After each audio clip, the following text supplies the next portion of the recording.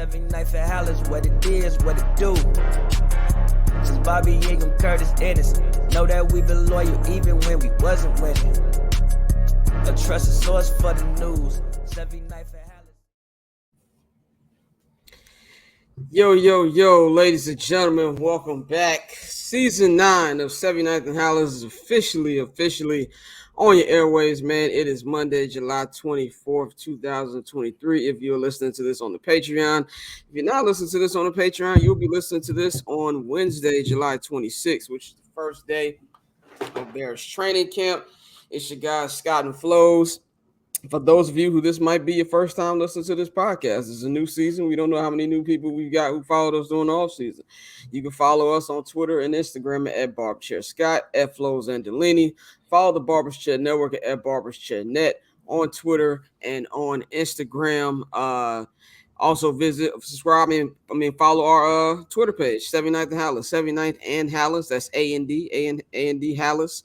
And also, if I were you, I would subscribe to the Patreon, man. You got to subscribe to the Patreon because we got something kind of new this year because unlike last year, we will be dropping the new at the weekly recap pods will be on the Patreon on the same day of the game before it is available to everybody else. Now, there's different feeds, different tiers for the Barber's Chair Patreon. Of course, there's the $5 Summer Sessions tier. If you just want to hear me, Pavi, J.R. Bang, Murphy, talk our usual shit every Wednesday. You can follow that. If you want everything we have on this great Patreon, there's a $10 all access feed. And if you just want 79th Halas content, we're going to be giving you all a lot of exclusive content on the Patreon this year.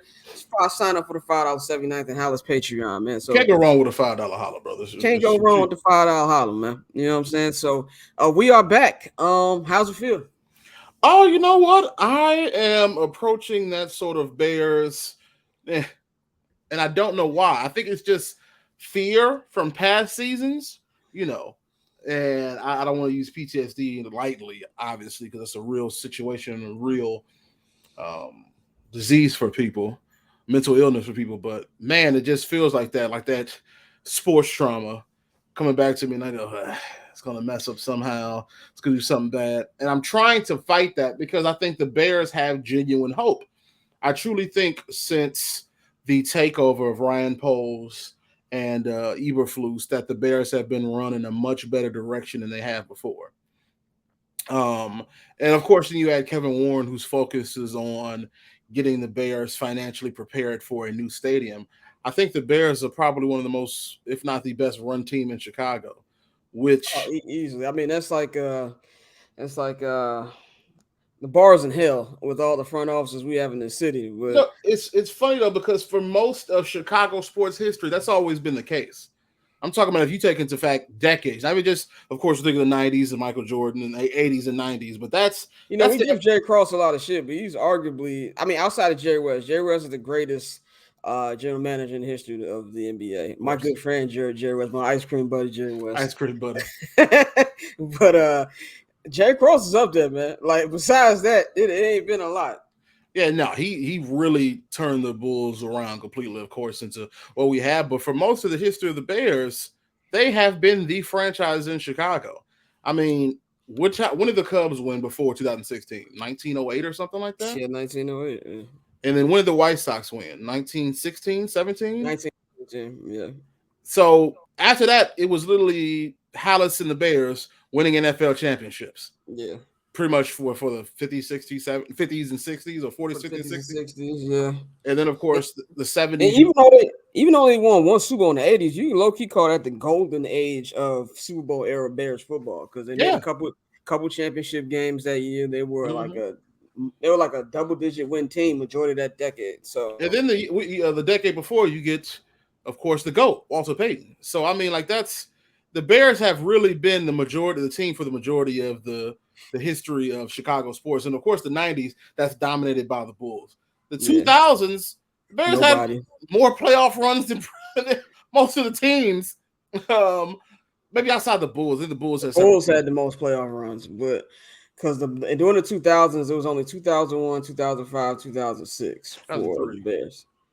They made the playoffs in 2003. Then we got smoked by the Eagles? No, it's 2001. 2001. Okay. Yeah, so it was only 3. The Bulls made the playoffs in the early 2000s, 2005, 2007. Yeah, so actually, no, you're right. The Bulls. Yeah, because then the Bulls made a lot during the 2010s. That's what I'm saying, the 2010s. So you're right. And so the Bears only made the playoffs, once? The 2010s? And so we may be 2018. 2018, that's right. Yeah, 2018. And so now we're in the 2020s, 3 years in. One playoff appearance. One playoff appearance for the Bears. The Bulls had 1. Bulls have 1. They made it the season before last because you don't play-ins, not playoffs, so they didn't make it this year. So year before last. So 1 for the Bears, 1 for the Bulls. White Sox, Cubs. White Sox made it in 2021. The Cubs made it in 2020. Cubs made it in 2020, same year as the White Sox. So everybody has 1 this decade. And as we're entering, we're starting to see the White Sox, of course, be trash. Except for the Blackhawks. Blackhawks not made the playoffs since 2017. Yeah. We're starting to see the White Sox become trash. The Cubs, I don't know what's happening. They're like 5.5 out of wild card, but let's be real, they're not making fucking wild You know card. what I'm saying? And we may be entering into it. It's possible that we're entering into a Bears age where the Bears start to become contenders. Tenders. I'm very fat for that one. Contenders, and it all hinges upon Uno's success. So, yeah, I'm a little nervous. I'm not gonna lie to you. I look at our boy 312 Darius. He's already arguing with everybody on Twitter. So I know that's how you know. We got to get him on the pod a couple times this year. We do. I know the feeling is restored when he's argued everybody on Twitter. But yeah, I'm just a little nervous. I'm not nervous, but I'm definitely I'm not putting too much dip on my chip. Yeah. I see a lot of Bears fans. Y'all talking. Look, I think Justin's gonna have a great year. I'm not so sure about the team. We'll get into our record predictions later, but I'm keeping mine very low. Yeah. I will say I'm not nervous like you said, but I'm definitely like, okay, what's gonna be the first bullshit thing that happens? Like that's usually, and it's not just as a Bears fan, it's a Chicago sports fan. Is my paranoid Chicago sports fan. Like, okay, what bullshit's gonna happen this year? Like, I don't want to get too high up on it. I just want to be, and maybe that's because this is what year 4 for you on the Bears beat. Mm-hmm. This is year 3 for me, but really year 2 is a full-time member of it. I came in the middle of. I was basically your +1 in 2021. I was that nigga with me in 2021. So this is pretty much like my second full season. But it's just kind of like I'm just like, look, I hope it goes well, but this is Chicago sports, and I'm keeping my expectations as not want to say neutral, but as realistic as possible until I've shown otherwise. I do think there's potential for this team, but I'm honestly just excited to get to camp, see the team in action. Last year we did the camp like individually. Like, you went to a couple practices the first week. I did the rest of it by myself, and then you were kind of out of commission the first month and a half of the season. So it was kind of like me majority of the time. I was a new hire at the school that I work at, so my August was cooked. I was really doing all August. I don't start work till August 14th, and training camp will be predominantly over. Training camp ends that Friday before, some shit like that. Yeah. Because training camp is really just 2 weeks of really intense. And then, of course, you got preseason games. And then I think the 14th, they'll be in like Tennessee with the Titans practicing and then playing them in a game. So I'll be with you. I'll be with you for majority. But you remember, you missed a couple regular season games because you had like that throat problem. This year. Yeah. I had what did we end up finding out it was? I don't know, because I had it a few times. It was postnasal drip. Postnasal drip, mucus causing to come down, irritates the throat, made me hoarse. Now that I know what it is, I get rid of it very quickly now because I had it again later after the season ended in the school year, and luckily I was able to get past it. So hopefully this year none of that happens because it was a stress for journalists who are credentialed like us. We have to make 10 games at least. Which is, I mean, that's fair. I plan to do 14. That's my plan. Which is fair because you have 8 home games, and you can get 2 divisional games. Yeah. Quite a few are close. Detroit's not that bad. Wisconsin's not that bad. So it's very fair. And I had to move and get all those 10 to make sure I kept my credential, obviously, because if not, then they would give it to someone else. Yeah, But that's why you had to go to them pointless games against the Vikings at the end of the season when it was like yeah, I think when the Bears were were you with intentionally trying me? to lose. No, I left after I think the Detroit game. Me and my girlfriend Anna, me and her, we went. Did we go to Minneapolis? Yeah, we No, it went wasn't to. in Minneapolis. It was in Chicago. I'm talking about the last Minnesota game. Gotcha. So yeah, This will be my first time at US Bank Stadium this year. I'm hey man, going one of my this year. favorite states, bro. Yeah, you'll say that to October 29th when you're in the middle of SoFi. And then, Of course. yeah, No, I just said one of my favorites. Like I've been to Atlanta. I've been to I Atlanta. love Mercedes Benz. I love Mercedes Mercedes Benz Benz. is great. US Bank is the smaller version of Mercedes Benz, and I love to see what's so far about. But I I said heard that US Bank is like the Midwest SoFi, is what I heard. it really is. It's really really nice. And then I love Minneapolis. Minneapolis is just yeah, I love it there. So Yeah, I'm good on the Midwest. It's not Chicago. But anyway, it's a modern city. It's clean downtown. I just like it. It's really fun. It's got some I'm nice a big people. city. I'm a big city whore. If it's not, you know, New It York, Chicago, Los Angeles. it's a small town with a big city like feel, but it's small town feel as well. It's like a hybrid. It's interesting because it's not that big of a city. I don't know Minneapolis No, I don't think it's population is that big. But so the when you listen to this, 425,000. That's a big okay, city. That's a yeah, big it's a big city. city.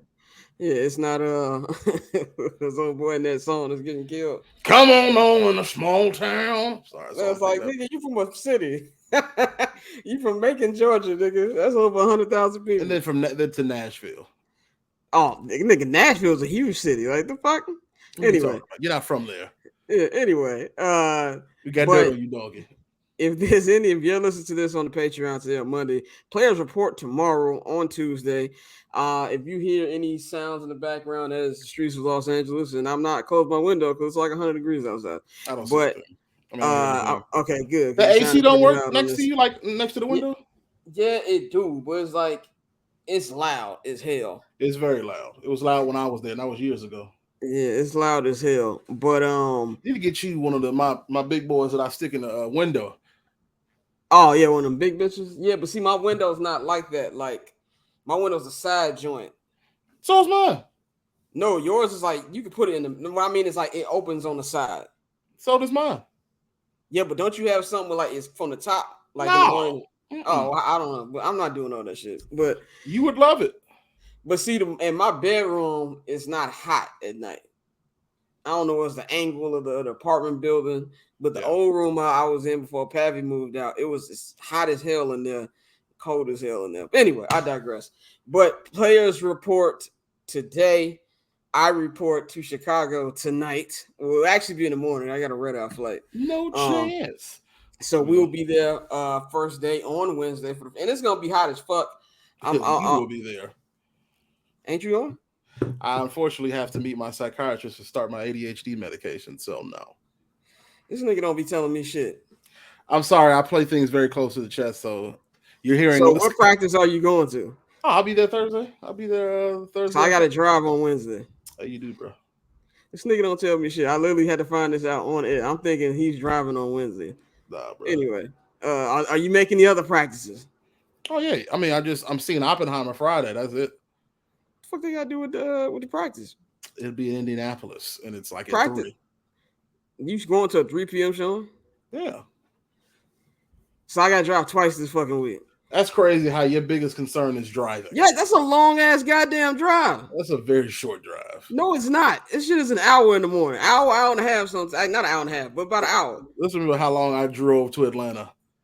Okay, what the you fuck will suffer for your penance. Anyway, so players report on Tuesday. So the first news coming out of camp is Chase Claypool has been placed on the PUP list. There's been a lot of panic because that's what Chicago Bears fans do. But from everything we've heard, it's not serious. This is something that Flus kind of alluded to during OTAs. He was just out in Miami. Really, the whole majority of the Bears team was out in Miami with Justin Fields practicing out there. So I wouldn't be shocked if he's activated towards the end of the week or beginning of next week. Remember, when you're on a PUP list, you can be activated at any time during preseason / training camp. So yeah, on top of that, during like those highlight videos, you didn't see him working. You just saw him around there. Like I see a few highlight what videos. highlight videos? This video with Darnell Mooney, Chase Claypool was in it. No, there was a couple he was catching passes. I'm saying, but it didn't look like he was stationary. It didn't look like he was moving on like a stop at a dime route. That's what I mean by that. It didn't look like he was putting in hard work, meaning he probably already had something he was dealing with, but he wanted to be around his teammates. That was my whole thought process. That's not what I got from that, but we'll take your word for it. He looked like he's regular. I'm just this is no scoop. I'm just a regular person looking at the highlight tapes, and I remember seeing one, and all I saw him was catching a nice pass, but he wasn't doing too much physical work. That's all. You didn't see the one arm joint in the end zone? No. Oh yeah, he did like a one arm joint in the end zone. Anyway, I wouldn't have that much concern about it. This is like that's how it's beginning of the regular season. I mean, other season. With Panic Kids. The fan base I feel like is pretty out on Claypool. I personally, I'm not out on by any stretch of the means. I'm just not fit to judge a guy who came in mid-season. Yeah. By the way, a lot of mid-season trades don't happen in the NFL outside of the last two seasons. Like, it's just starting to happen. You come in the middle of a season to a new system, a system that honestly wasn't working right at the point he came in. Like, that was probably like a week or two before the either a week after or a week before Justin actually had his arrival game in New England. So it's like there were still some new things there. So he's gonna learn it. I think I think Chase is number one. No, but in the system that he's in now, within the opportunity he's in right now, on paper, I think he's your three. With DJ Moore, obviously is your one. I think Darnell Mooney, from what he showed, is number two. But I also think Chase Claypool knows what's on the line this year. You know what I'm saying? Yeah. I don't think that the Bears are going to pay both him and Moon. I think the whoever has the best season is going to get that check. And the other wide receiver, Tyler Scott, can have a big year. Remember, the Bears still going to have that pick from Carolina. And don't tell Panther fans this. Panther fans think they're going to be like 11-6 or some shit. That's probably going to be a top 3 pick. I'm betting on it to be a top 3 pick. And you can have a chance to get you Marvin Harrison Jr. So there's going to be a path here for Chase Claypool to get that big contract. This is a contract year. So I think he knows all the stuff is on the line. And Bears fans just don't want to let that damn draft pick go. Like, who gives a fuck? You're going to use that pick on a receiver anyway who would have been less proven than Chase Claypool is. So that's pretty much where I'm at. What do you think about this whole Claypool situation? The wide receiver class was fine this year. I'm more on the wide receiver class. Marvin Harrison's wide receiver class, so the 2024 receiver class. So losing that pick doesn't mean, sorry, that's my echo, doesn't mean much to me. Like, fans being so sold up on draft picks is interesting to me because it's almost as if you have, like, you believe like you're passing up a generational talent in the second round. You know what I mean? Yeah. Like, out of all the sports, when's the last generational talent we saw? Connor Bedard with the Blackhawks, right? You said in all of sports? Sports, period. I'm just talking about generational talent. Generational talent. Connor Bedard, did I say that right? With the Blackhawks? Shohei Ohtani? No, I'm talking about draft pick. Shohei Ohtani, well, he wasn't a draft pick. No, he wasn't. He was free agent. I said, I'm so generational talent that was drafted. Like, you knew, this person's generational, we got to get him. Well, Connor better, like you just said. Victor Wembanyama. Victor Wembanyama. In baseball, well, yeah, Shohei wasn't drafted. In the NFL, Mahomes probably the last one. And even then, he wasn't looked upon as generational just yet. Yeah, at the time. Yeah, okay, that's right. And so I say that to say, but what do those two draft picks have in common? Even the top wide receivers we got right now, like Justin Jefferson wasn't looked at as generational. Devontae Adams was actually kind of mid the first couple of years. Yeah, you got a good point. And so I said it to say the generational talent that, like, so to be at a draft and say, oh man, we missed out, like, you're talking as if you had the number one pick.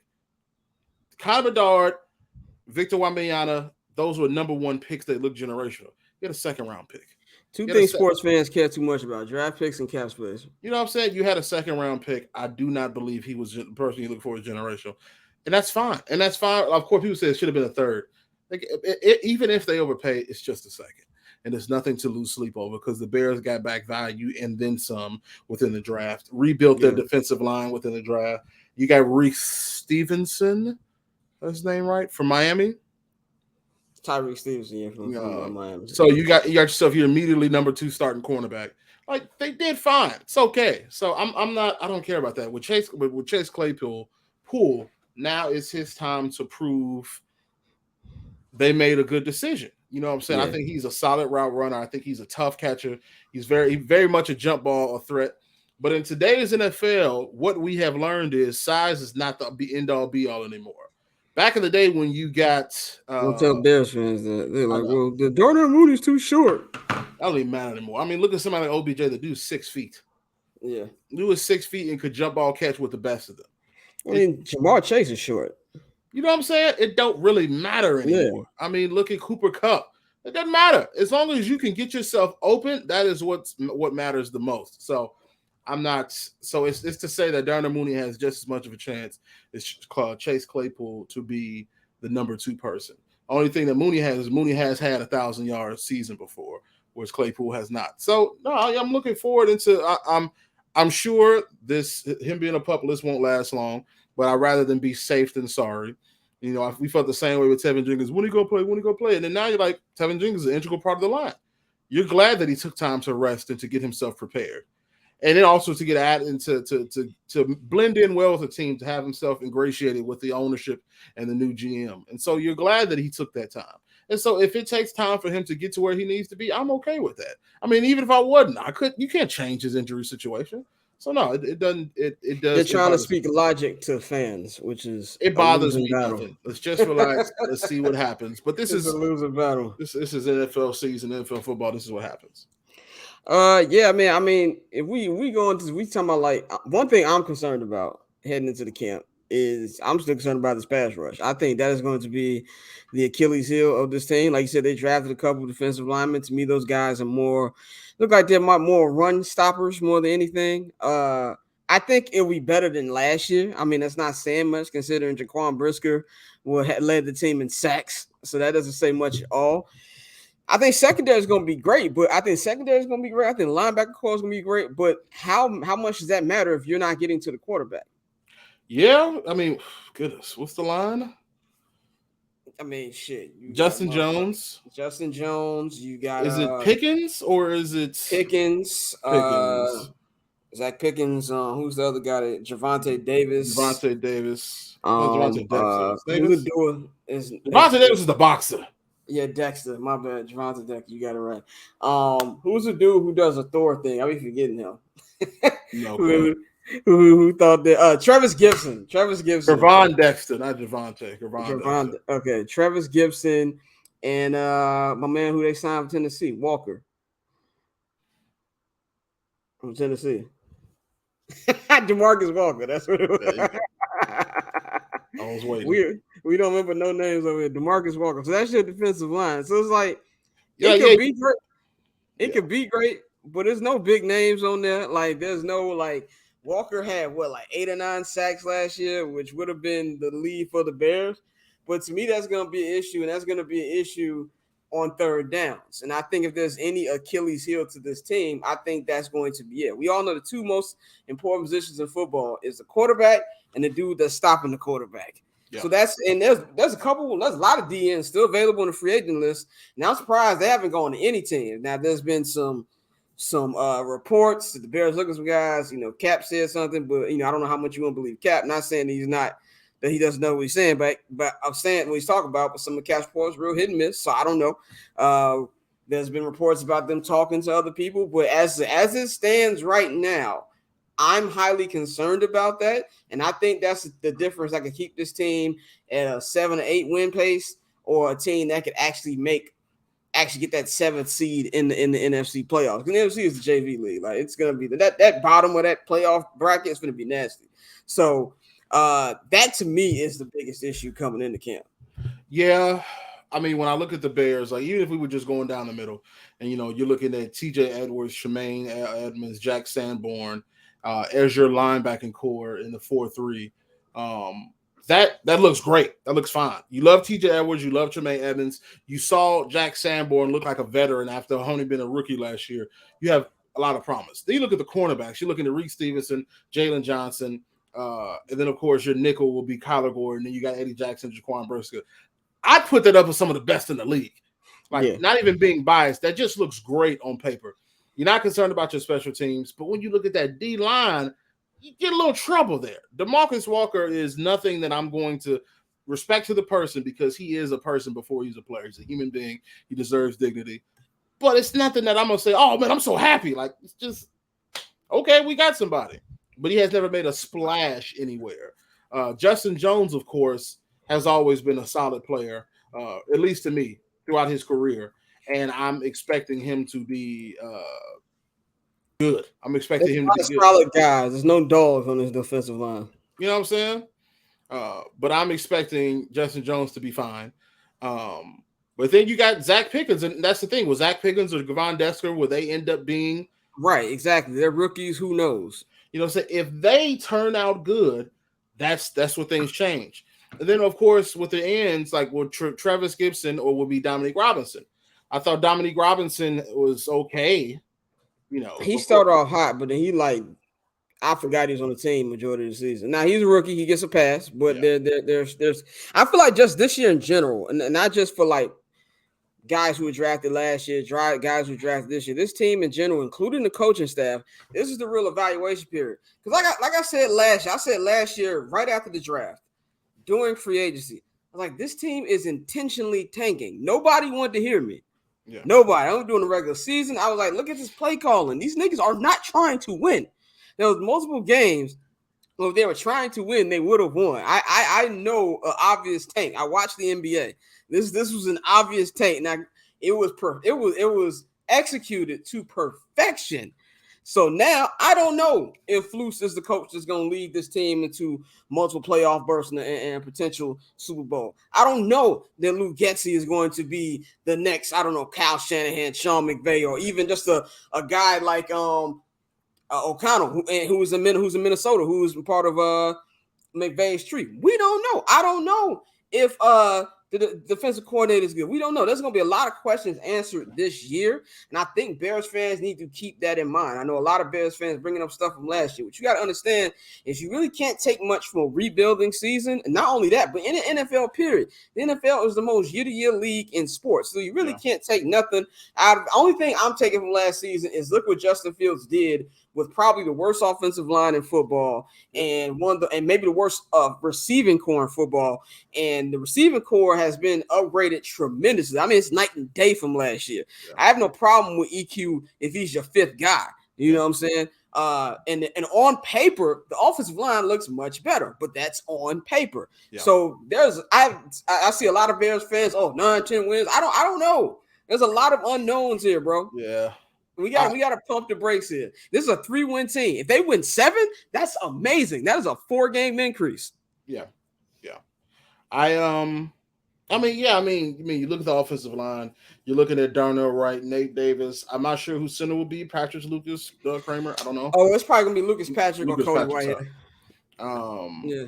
And then I would bet on Patrick though. They paid him to play center. So yeah. And then of course you got Tevin Jenkins and Braxton Jones. I don't mind Lucas Patrick at Patrick Lucas. When he actually played, he was hurt all last year. Yeah. And then of course with your wide receiver core, you got DJ Moore, Trace Claypool, Darnell Mooney. You got Tyler Scott and Velus Jones also in the wings. And of course you got Cole Kmet, who had his best years of career as a player. Best years as a player. There's gonna be a lot of 2 tight end sets. Robert Tonyan back there. Then of course you got Khalil Herbert. But Roshan Johnson is the one that I'm like, he might. Roshan. We getting into bold predictions? Here's my bold prediction. Roshan Johnson will be your starting running back by week 5 at the absolute latest. Yeah. That dude is going to be a dog. Yeah. I am absolutely high on him. Yeah. Seeing his tape, of course, and then hearing from Bijan Robinson, that's his full name, right? Yeah, Bijan Robinson, yeah. Who said, if he wasn't here, nigga would have been even colder than he was. His exact words, he called him a god. Yeah. There was so many draft experts who's like, they said if he was on any other team, like not behind Bijan Robinson, he's a top 5 pick. You know what I'm saying? I'm really high on him. I think we might look back at this like how we look at Eddie Jackson. Eddie Jackson only failed because he got hurt. Yeah. And so I'm thinking Roshan will be starting pretty quickly. Yeah. Yeah, and then of course you got your boy Justin Fields, Uno, who I have the most absolute faith that I've had in the Bears quarterback in a long time. Yeah, I This have is zero someone who improved upon his TD to interception ratio, went from 7 touchdowns his first year, boosted it up 10 more touchdowns in his next year. 17. Yeah. 24 total. I think with these dual quarterbacks, something we got to also he had 24 total touchdowns last year. Yeah, you have to factor that in, and his running ability is ridiculous. He also looks like he's on the NFL top 100 players this year, and not in the bottom 10. The bottom 10 got announced. He was not in the bottom 10, he's a little higher, and that tells you. This is all voted by players, by the way. Yeah. Has the Bears quarterback been in? Was Mitch ever? No, ever. And even Mitch's good year in 2018, they've never been on. This is the first time ever. And even in that little clip they put up, all defensive players, not these nerds in front of a computer, all the people who play him was like, yo, he's a playmaker. And it was like when he plays better, when he actually throws, when he gets better receiver on him, his passing is gonna get better. This was shot during last season. Remember, I tweeted out the picture when the NFL Network came to Halas Hall that day. Mm-hmm. And I'll say this too. We were just talking about the pass rush. There's a lot of rumors out there about Chase Young. Bears fans hear anything they believe they run with it. I see people tweeting pictures of him after they won that. Which bowl was it they won this last year? I don't even remember. You're an Ohio State fan. The year they lost the national championship, but they won another one. You think I care about a semifinal win? I don't care. Okay, all right, okay. Excuse me. Anyway, they took pictures of every bowl win. Come on now. I care about the big one. As much as I like Chase Young, I would be nervous about that if it's anything higher than like a 4th or 5th rounder in the trade. Oh. Because this nigga ain't played yet. And a lot of niggas in the ACL, niggas don't take that long in the NFL no more. So I'm worried about that. If this for like rounder. That's what we said about what's the name? The running back who was there, number Tariq Cohen. We was like, he taking a little too long. And then exactly. And then nigga never played again. And then we saw him still limping, and we like, Yeah. I'm not saying that's the case with him, but this nigga's not even. I ain't heard nothing about him reporting to camp. Yeah. You know what I'm saying? So if he's played on the pup list, nigga, I'm not even trading you a 5th. Fuck out of here. So that's what I'm nervous about on that front. But like you said, Justin Fields, if you're looking for any positive thing coming to this in this Bears season, like anything that you can pump your chest out a little bit rationally, it's this guy. I have one worry for Justin Fields: health.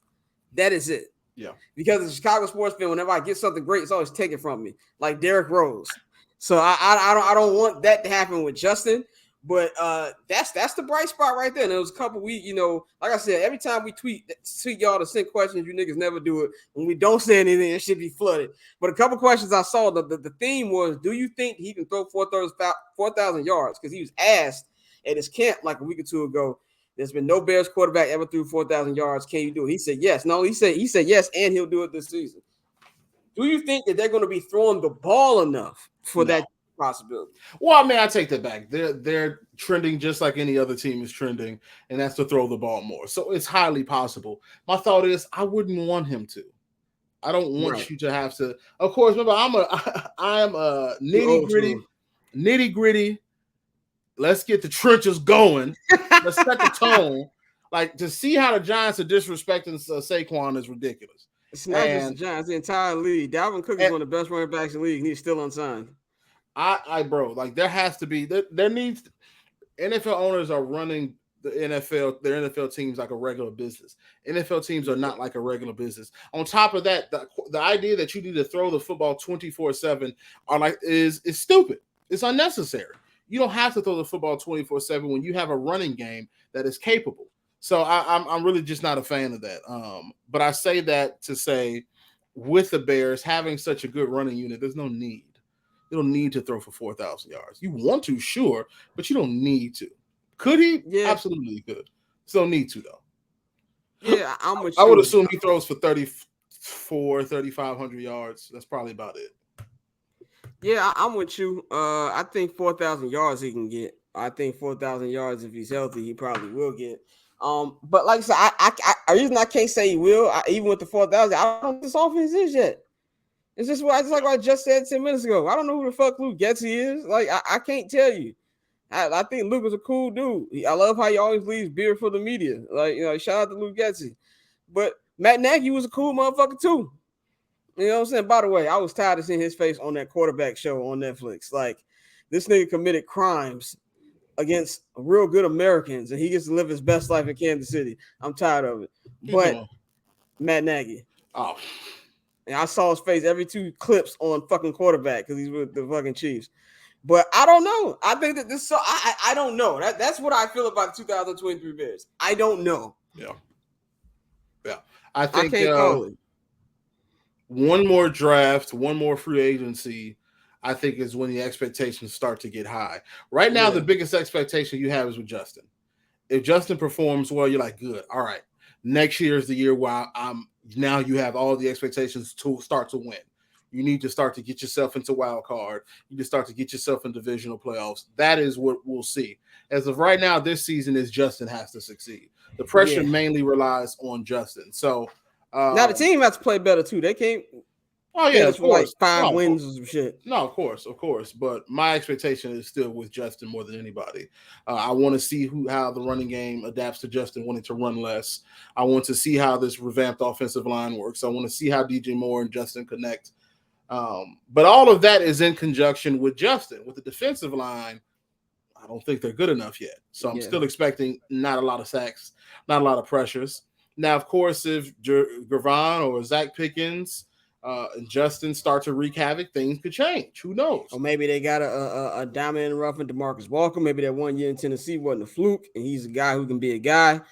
Maybe Travis Gibson. There's a lot of maybes on this defensive line. You know what I'm saying? But as of right now, it's I don't know. I don't know year. So no, I think I'm more every day would be what's Justin going to do for me more than anything else. Yeah. So yeah.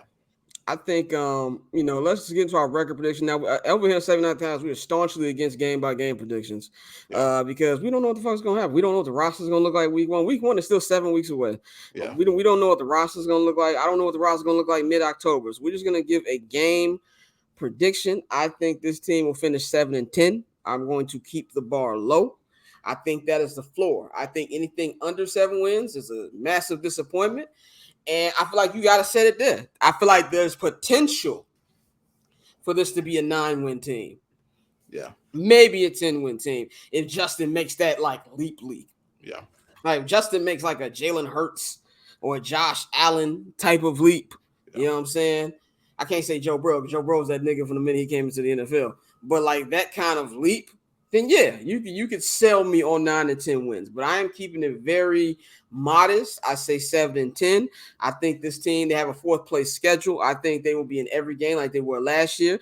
The division's a lot easier because Aaron Rodgers isn't here. You have 2 Packer games that you can realistically win now. You know what I'm saying? The Vikings have lost a great amount of their roster. And everybody is buying the Detroit Lions tickets, and I'm just not folding. I'm not saying, look, on paper, they have the best roster. I am not disagreeing with that. But I'm not putting money on the Detroit Lions. If you put a gun in my head and tell me who's going to win the NFC North, I'm going to say the Vikings just off the fact that the Vikings, even though they've lost so many people, I'll roll with Kirk Cousins and Justin Jefferson over a team that ain't won a division since even before Clinton was in office. Hawkinson, Jordan Addison, yeah, I would probably stick with them too. Like the last time they won the division, 1992, Clinton wasn't in office for another year. So I'm not going to just pick them. Yeah, I understand. I think on paper, Jared Goff is probably the best quarterback in this division. It's not saying much, but I'm not buying it. Week 1, they play the Chiefs. In the words of Cat Williams, there's a real difference between a 300C and a Phantom. Them niggas gonna find out on ring night. What, a 300C in a Rolls Royce? Yeah, whatever. No, he said it was a Phantom, Chrysler and a Phantom. That's what he said. Go back and look at the okay. joke. Gotcha. So they gonna start on 1 because there's no way in hell they marching in the Arrowhead on ring night. If they do, hold up. Okay, now. If they do, then it might be an issue. But that's not gonna happen against that psycho. If there's anything that quarterback showed me to show, Patrick Mahomes is a psycho. All right, that nigga was talking shit, sounding like fucking Squidward the entire 8 episodes. There's no way they're doing that. So I'm just not putting money on them. This one thing that will help the Bears out will kind of be like they're going to be in it to the end of the season because I don't think anybody's running away with this division. I just don't see that. And I don't think they'll finish in last place. I think it's going to be the Green Bay Packers. I know a lot of y'all see a lot of national media. Well, this is just what the Green Bay Packers do. They went from Favre to Rodgers. Now they're going to go to Jordan Love. I tell you this right now. If they thought Jordan Love was that goddamn good, they'd have got Aaron Rodgers the fuck up out of there a long time. Before you compare it to Aaron Rodgers, they knew Rodgers was that good. How many times they tried to get Brett Favre to get the fuck up out of there? For like 2 years before he actually did. Yeah. They were begging this nigga to leave. Remember, he retired and then came back. So it's a different situation here, and you're going to find out. Everybody, well, they still have a good team. The number one wide receiver, first of all, they traded Devontae Adams, but the number one wide receiver at that is in New York with Aaron, with Alan Lazard. Who they number one? That's Christian Watson. You think Christian Watson is a guy like that? No. With Jordan Love, and Jordan Love's going to go through. He's not a rookie. He's going to go through first year pains. Yeah. So I think they're going to finish last, and I think the Bears will finish third. I think there's anywhere from 7 to 10 wins would not shock me, but I'm going 7 to 10. Well, 8-9. I think 7-10 is fair too. I mean, how many games they win last year? 3. I think that's a 4-game and 4-win increase. I think 4 to 5 win increases just is perfectly coincides with what they've improved. It makes the most sense. So that is what my prediction will be. I think division games will be. I think most of their division games they're probably split. I think they'll split with the Lions. They'll split with the Vikings. They'll probably split with the Packers. If it's a team I'm more confident in them sweeping, it would probably be the Packers. But probably most of them will be split. But that's going to be different. That's going to be because they played on the first week of the season and the last week of the season. Yeah. So we don't know who's going to be sitting last week if there's a sitting situation. Yeah. So I'm probably expecting a split with everybody, and it just makes the most sense.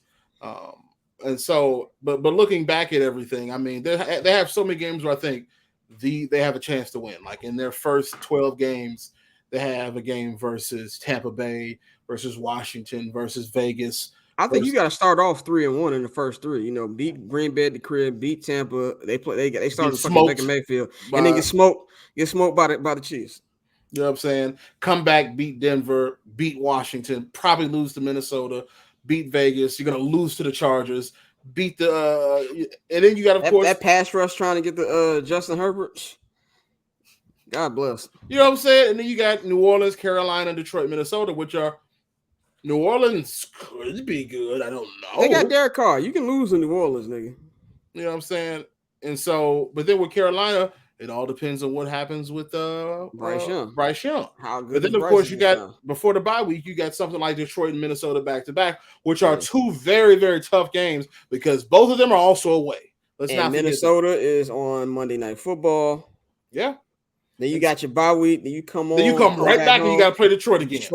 Cleveland. So we don't know what the nasty man gonna look like. Exactly. You know what he's gonna look like. You have Arizona, which will Kyler Murray return back into better form? It depends. If they're in playoff form, I think he'll play. If not, he might not play that game. You got Atlanta and Green Bay, which I think are 2 very winnable games. Yeah. But I take all that to say probably 8-9, 7-10. That would make the most sense. And if they do that, they will have met my expectations. I'll say good. And we're looking at this as a healthy roster. So the thing about the NFL, really think about sports, especially the NFL. It's not a matter of if there's going to be injury. It's a matter of when and how severe. You know what I'm saying? That's true. And so my hopes are the offensive line keeps Justin as clean as he can. NFL refs start calling better calls against Justin. He knew quite a few times his second year where he was like, yeah, I understand I ain't long in the league. I'm not getting those Brady calls yet. And I'm like, but it shouldn't have to be that you're Tom Brady to get the best calls. Because we saw Tom Brady last year where he just failed because he was old. And they were like, oh, this is a flag. It's roughing the passer. I was like, come on now. It shouldn't be that you have to earn your stripes to get a fair call. I just think, especially if you're prioritizing player safety. So we had all that into factor. I truly wonder, what will happen in all of this. But I'm thinking 7. I'm probably stick with you. 7 seems a little more safe and seems more reasonable. So I'll go 7. 7 is safe and it gives room for progress. Because right now I'm looking at a win versus the Green Bay. I'm looking at a win versus Detroit. I'm looking at a win versus Minnesota, Denver, Washington, probably Vegas, and then I will say this. probably Atlanta. And that everything else can be a toss-up. A Green Bay again could be a toss-up. Arizona could be a toss-up. If Deshaun Watson's back to Deshaun Watson, definitely could be a game they could straight up lose. Losing back to Minnesota and Detroit, because you're going to play them multiple times. Carolina, who knows? And so, it all depends. If Bryce Young is as calm as he was at Mater D, loved watching there, as calm as he was at Bama, as calm as he was with Carolina, I don't think they have offensive weapons, but they do have a solid defense enough to see. Who knows? I would say this, and I don't want to put too much pressure on the first 3 games, but I feel like this team has to go 2-1 in the first 3 for even an 8-9 win to even be a possibility. Because if you start off 1-2, if you start off 1-2, and let's say you lose to either Green Bay week 1, which you want to hear Chicago radio be on fire. Let them niggas lose at home week 1 against Jordan Love. Oh, it's gonna be DEFCON 1 right away. Away, nigga. I'm pretty confident the Bears win versus him because I have not seen the fire, the game changer in him like I saw with. Would it be his first career? He started before, but you want to be real. This is his first start on the road. But also, I feel like the Bears in general know how important this game is. Yeah. We even heard you see how disgusted Justin Jones was just an OTA just talking about the Packers. Yeah. So I feel like they got that game circled, but like I said, this is the Bears. The niggas could lose. So, and then or let's just say you win week 1, or you let Baker Mayfield have 4 touchdowns in a game that's 85 degrees and pouring rain. That's just some shit that happens to the Bears. 2-0 will have me feeling good because Kansas City. I don't know if we're going to that one. Maybe. Yeah, not. we going to that. We driving that. Driving that one. Yeah. I'm going there to see Patrick Mahomes. I'm going to see Patrick Mahomes, and I want to see Arrowhead Stadium. You know what I'm saying? That's why we haven't been there, have we? No, yeah, we went to Kansas City, but we only went to the draft. We didn't get to see Arrowhead. So yeah, we going to that one. I'm looking forward to him destroying the Bears because I'm pretty sure that's what's about to happen. Nigga, that pass rush against Patrick Mahomes, oh my god, gonna eat him alive. And let's be like I said, if you haven't watched Quarterback on Netflix, watch it. This nigga is a psycho. He told Jalen Hurts, "I bought an Airbnb out here 3 months ago." The nigga's a psycho. Okay, so if you think he's over the Bears taking Mitch Trubisky over him, yeah, okay. That shit the great players hold against teams forever. Yeah. So what did Jordan say? That's all I needed. That's all I needed. And even with that, we talk about the Denver game. Russell Wilson might have a revelation season with Sean Payton behind him now. True. These are a lot of toss-up games here. There's not a lot of gimmies on this schedule. It's a last place schedule. But these teams can beat you. Like you said with Carolina, that's not a gimme if Bryce Young is actually looking good. You know what I'm saying? And we don't know. So, and also, even if Bryce Young is not playing well or hurt, act like fucking, who's they back? I think they signed a solid backup. I was about to say Sam Darnold, but he's in San Francisco. Yeah, I'm not sure. I'm pretty sure they have what's called a solid back. I'm looking this right in. Panthers QB depth chart here. You keep talking while I'm looking for this. Andy Dalton. Right. Oh, nigga. Oh, that would be peak Bears. Andy Dalton Thursday night coming into Soldier Field. 4 touchdowns. Tell me that's not peak Chicago Bears. Yeah. One thing I knew, though, is that Andy Dalton having a solid year in New Orleans. Tells you how much of a criminal Matt Nagy is. You know what I'm saying? It just told me how much Matt Nagy was also not ready to be a head coach. Really, really, truly. Because he went from 8 touchdowns, 9 picks with the Bears to 18 touchdowns, 9 picks with the Saints. And you knew those are solid backup numbers. That's cool for him to have. And he couldn't manage that hit with the Bears. And that let me know you're not ready to be a head coach. I don't remember who was the play caller then, but he wasn't good either. So yeah. But I say all that to say with the Bears, 7 wins probably is what I'm looking at. If they get 10. I want them to not, I don't want to say blow their load. That sounds terrible. I don't want them to get too ahead of themselves. I want them to be patient because, even myself, I'm trying to, get a PhD. And I applied to a few schools, didn't get in. And I'm trying to get in this year with a few more schools because this is what I want. And this is grind time. And in grind time, you're going to meet some failures. And I hope that Bears players, which they're professionals, so I'm assuming they already do that, realize it's time to grind. And with fans understanding, it takes time. Greatness takes time. Winners are not built overnight. It takes a long, long time. Exactly, man. That's all we got for y'all, man. Like I said, you're gonna be hearing from us a lot now. The season has begun, season 9 of 79th House. We're gonna have we got an event coming up, official announcement will be coming soon. For all of y'all who enjoy 79th House 200, you're gonna enjoy this, man. But follow us on Twitter and Instagram at Barberchair Scott, at Flows and Delini, at 79th Halas, at BarbersChairNet on Twitter and Instagram. If you are listening to this right now on Monday, that means you are a Patreon subscriber. And if you listen to this on Wednesday, you need to sign up for the Patreon, man. It's right there on the screen. Patreon.com/BarbersChair Network, man. You sign up there, $5, 79th and Halas. Still, we're gonna be uploading a lot of stuff up on there during camp. So yeah, man. And during the regular season, the recap pods will be dropping on the Patreon on the night or day of, and on the feed at noon the next day for those who are not signed up to the Patreon. So you might want to get in tune with that, man. So I'll be at camp on Friday. Joe will be there on Thursday. I'll be there on Friday, and the week after we'll all be there. So we got a lot of stuff coming for y'all. We appreciate y'all, and we out of here.